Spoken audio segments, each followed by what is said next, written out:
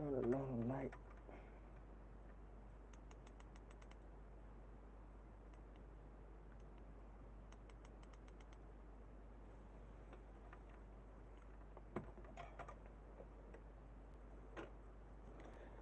Yeah.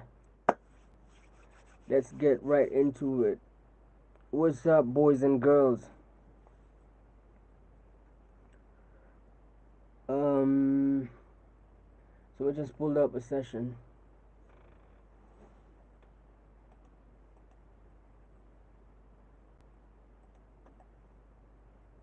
We're gonna be doing a little bit of mixing today.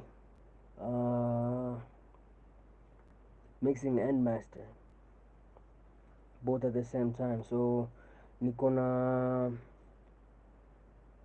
a beat tape. It's lo-fi. I have a lo-fi beat tape that I want to work on today, and I'm gonna bring you along with me all through the way as I turn this um, idea, as I turn this project into something worth listening to in a mastering, mixing sense. So I apologize in advance if this is not an entertaining video, as entertaining as you may want it to be, but yeah, I hope it's educative and informative. So let's get into it. So first things first, I don't know if you can see the screen. How about that? Yeah, so first things first, I'm gonna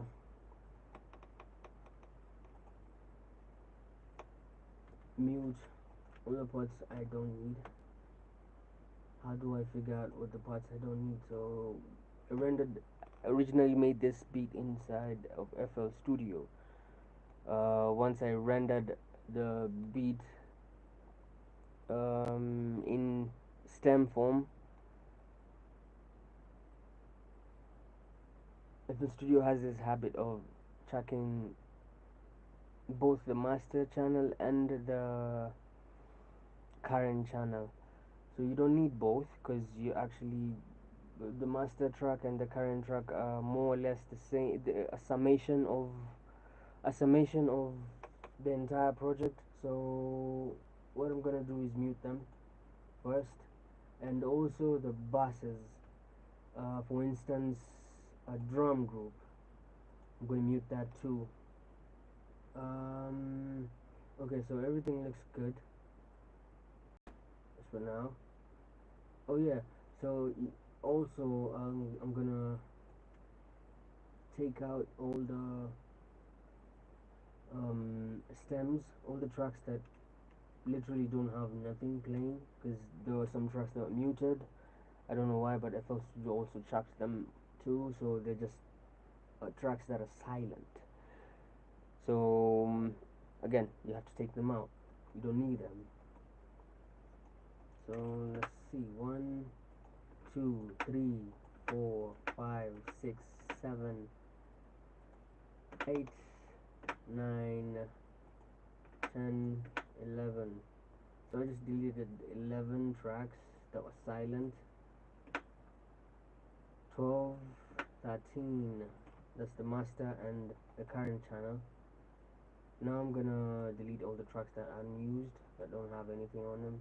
And look, right there, I already simplified the whole damn project. I only have what, 1, 2, 3, 4, 5, 6 tracks in the entire project. So I'd say step number one is shrink down the project, simplify. If it looks too complex, try to simplify. This is the point where I'll do something like color coding, renaming the tracks, just a little bit of housekeeping so that you can know where everything is as you progress in your project. Cool. So done that little bit of housekeeping. So next step I'm gonna do is get the BPM of the damn project. So Logic has this plugin neat plugin, I might add, because it helps out a lot, especially when you have a project that you don't know the BPM of. And trust me, a BPM of a project is essential, is important for every project you work on. You have to find out the BPM of the project. BPM is the beats per minute. BPM, that's short form, that's an abbreviation. Beats per minute.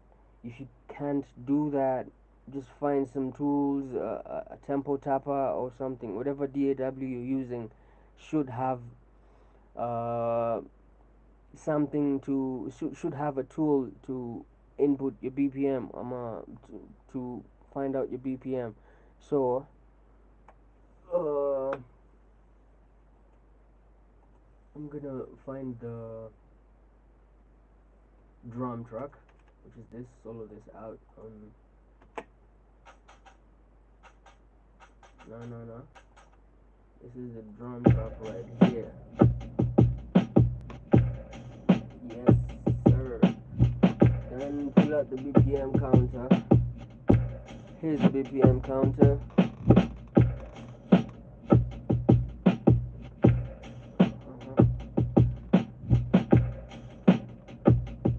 And it's a 78 BPM. So I'm gonna put that in, and voila. So right now the project is in its actual BPM. That means any effects that you put in, any time-based effects. So I'm talking reverb, delay, or you put something like, in terms of FL Studio, maybe a gross beat, something that beat breaks or beat tweaks. What are these starter effects? Uh, Effects from the old guys, cable guys. Anything that has to deal with time, the progression of the progression of the music in time. Anything that deals with that won't work as well as it would if you actually had the BPM of the project, the exact BPM of the project. So step number one was to shrink down the project, make it simple. Step number two, find the BPM. Alright, but you've done that. Now let's go ahead to step number three, where I'm gonna just listen to the entire track as a whole, with every track unmuted. Listen to the whole song, noting whatever I would like to, noting whatever is prevalent, whatever is popping out, whatever needs to be pushed down. Just making mental notes. This round I'm not gonna do anything. I'm not gonna touch any faders. Trust me, it's very tempting to do this. I get tempted myself. Lakini, I'm gonna try as much as possible not to do it. So this round I'm just gonna play the song while I listen to it. I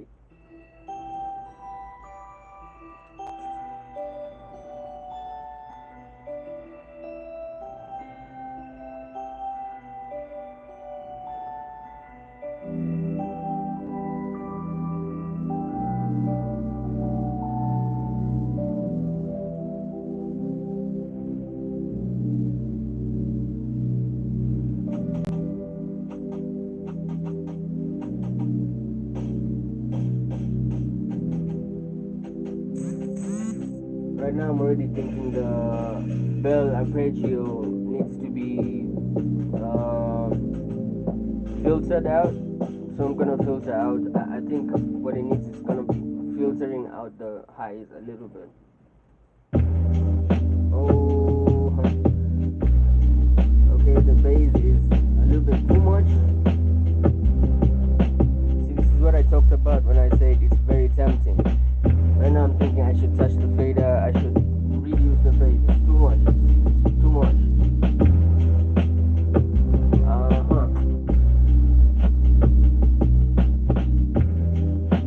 I just did it. I just reduced the bass hope you're not going to be judgmental.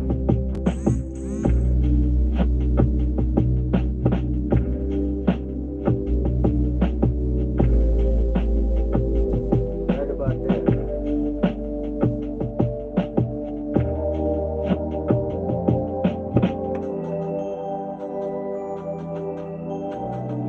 Okay.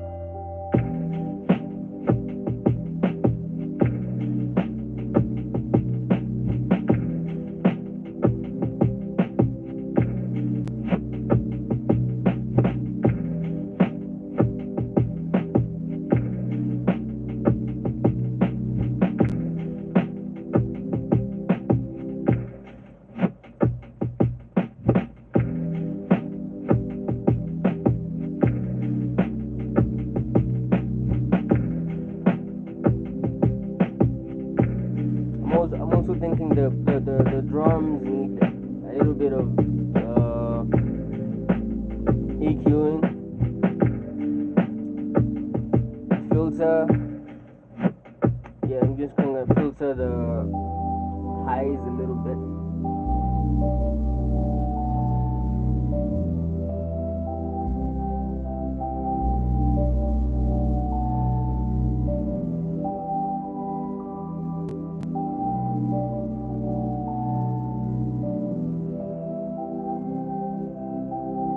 So all in all, I think the song in general is okay.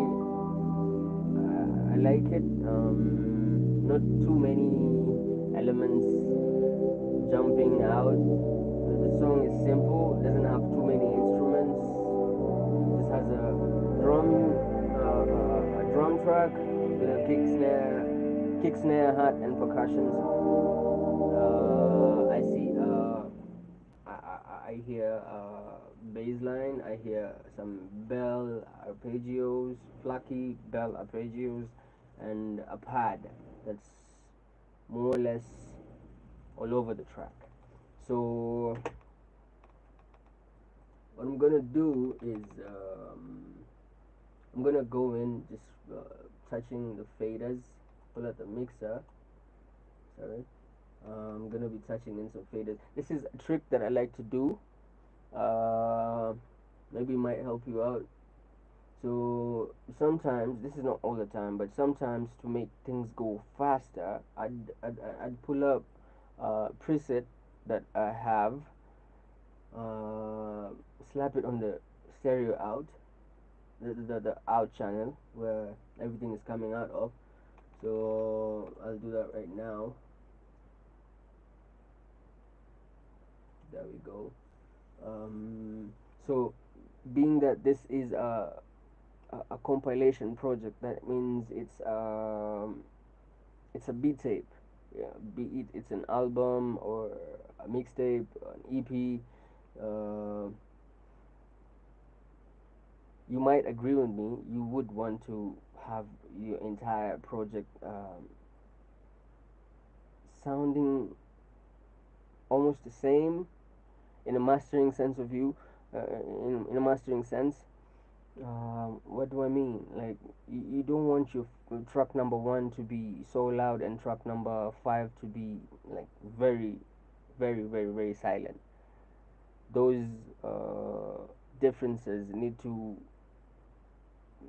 almost not be there. If there needs to be different, shouldn't be that much different. You have to think of the listener. Think of what the listener will think of the listener's experience. That means, so one person is listening to the entire project, like from track number one to track number whatever, they shouldn't feel uneasy. From track number one to track number two, that transition shouldn't be felt as much. I think that's understandable. So, with that point in mind, have one, have one template, have one preset that you can slap on to your master track to kind of get a feel of where the entire track would end up.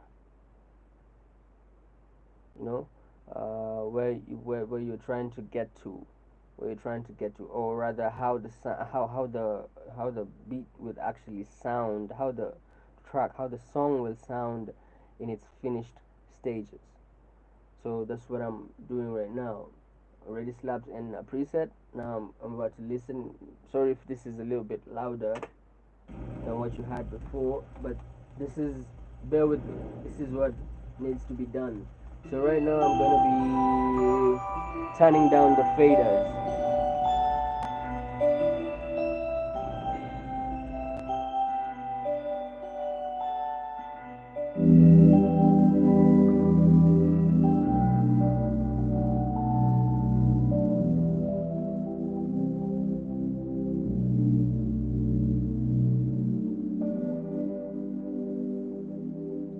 The part that's all over, I feel like it's too boomy. It has a lot of frequencies in the bass.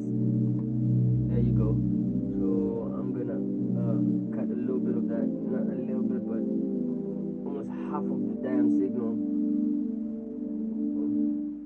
as per whatever I'm seeing on the spectrum. Okay, there you go.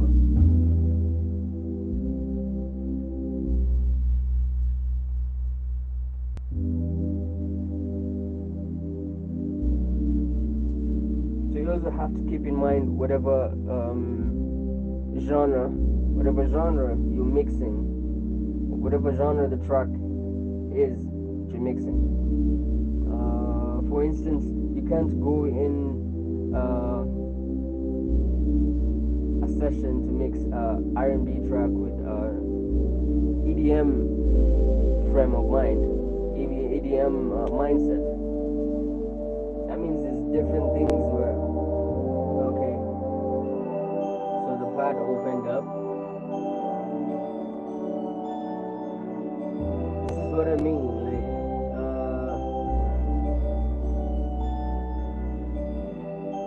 mixing for the most part is reactive. For me, anyway, this is my process.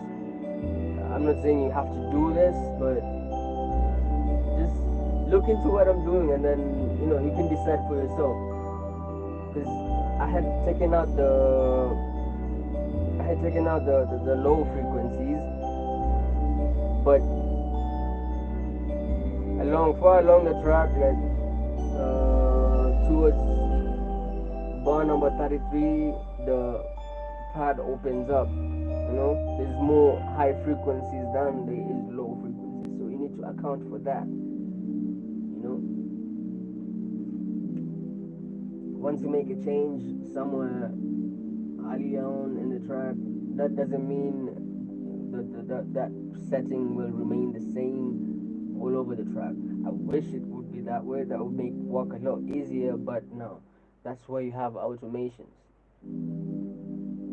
You can have an EQ open up over time, or you can have delays and reverbs open up over time, become more over time or less over time. That's automation.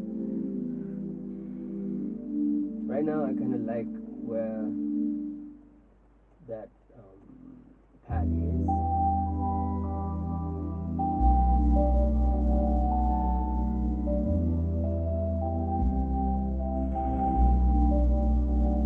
Let's go. And that right there was what do we call this? Those little crackles. See, lo-fi beats are meant to emulate that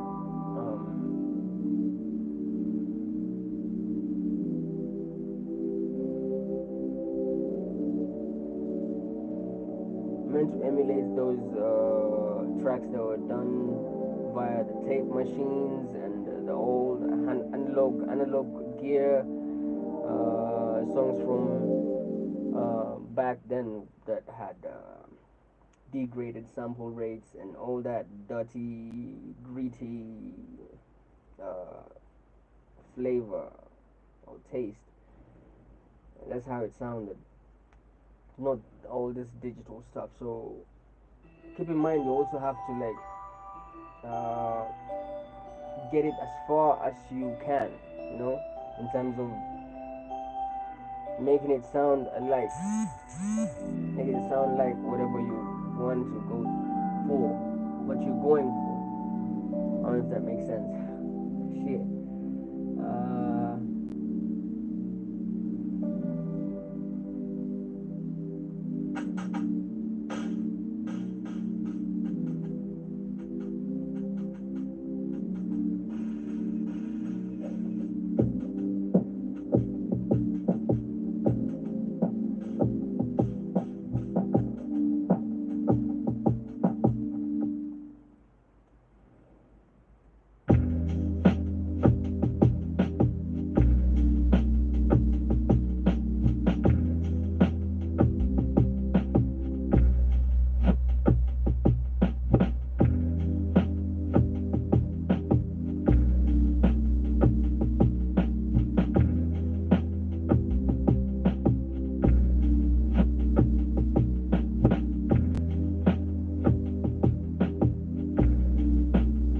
Also in the bell arpeggio, I noticed that there's a note at the end that I don't think should be there. I'm gonna cut it off. Like there's a whole swell down. There's a whole swell. Let me play it for you. There's a whole swell down right there. You see, it comes from all of it being open, and then the filter kind of closes down to the low frequencies only. Then it goes all the way in pocket, it disappears, and then there's a whole this. I don't think that should be there. It kind of throws off the whole energy of the track right there at that particular moment. So listen to this. The part comes in.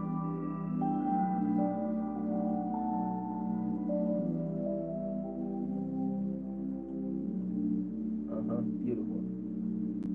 Okay, and then we go on.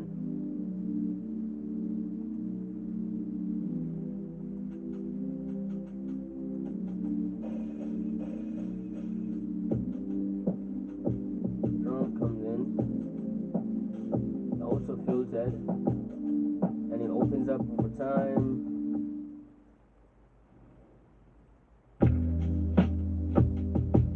Yeah, just like that.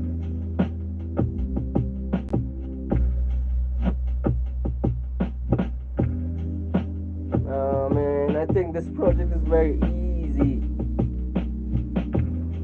Not really, but yeah.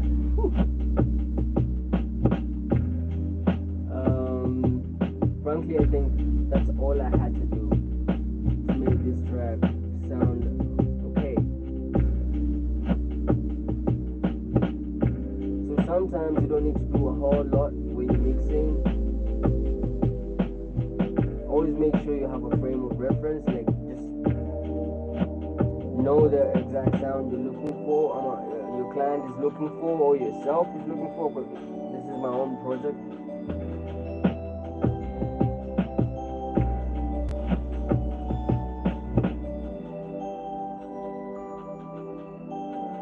Because I initially made the song via using my headphones. I know exactly what I want. I just needed to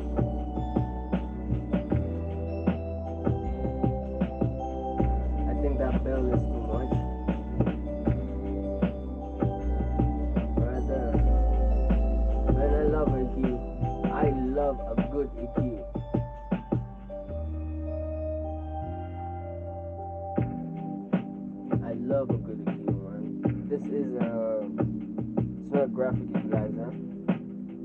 parametric. The graphic equalizer will have only the faders. It's a bit technical, a bit in your ears type of thing, in your ears type of vibe. But with the parametric EQ, you can actually see the frequency that you're trying to affect. If you want to just get one particular frequency right there, it's a bit more precise, in my opinion.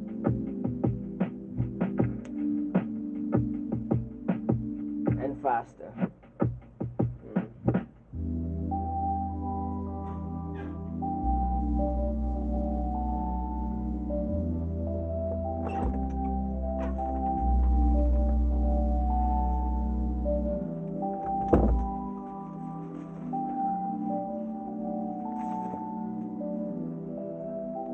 You live? Yeah. Na nimekimbia I beat you before you pull up ndo upate up done. You can't do that, man. You're already here, man.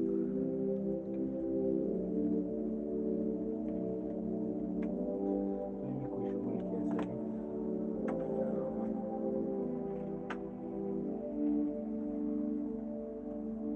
What kind of live ni TikTok ama ni YouTube. YouTube? You can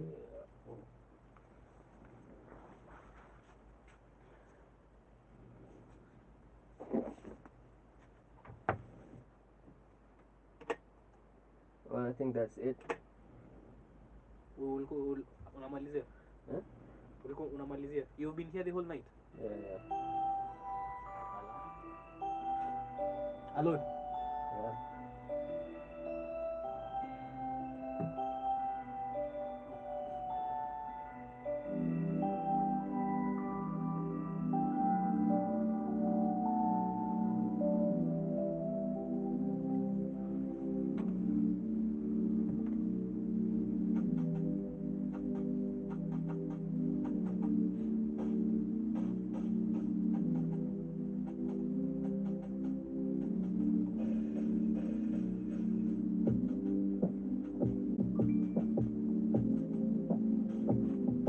Of course, the hat could use a little bit of filter.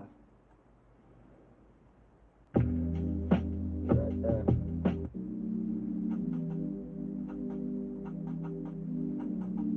Make it a little bit harsh, a little less harsh. I mean,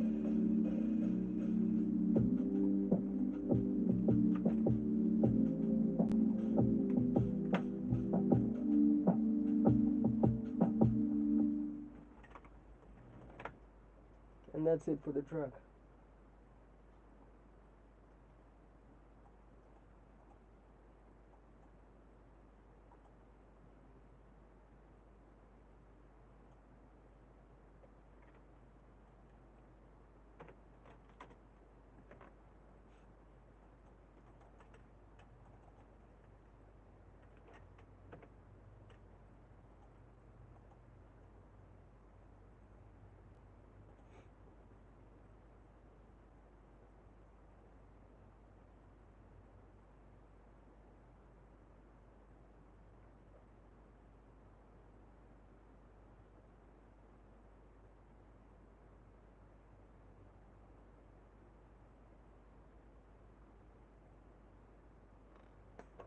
Always remember to save your track, man. Don't do whatever I've just done over. That's bad advice.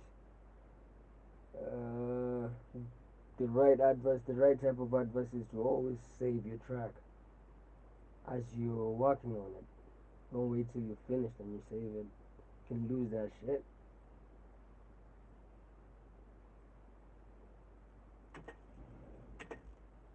Alright, so it's saved. Now I'm just gonna run it because,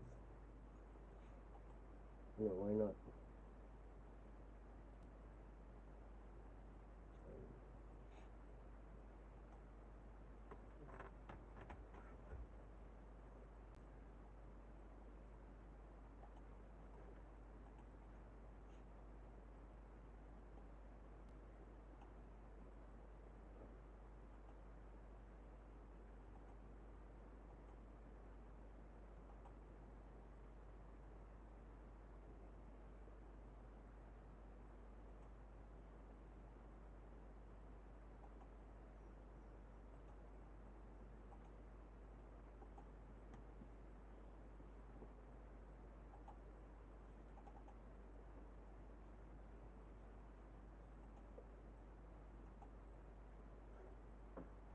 Yeah, cool. So I'm gonna be signing out.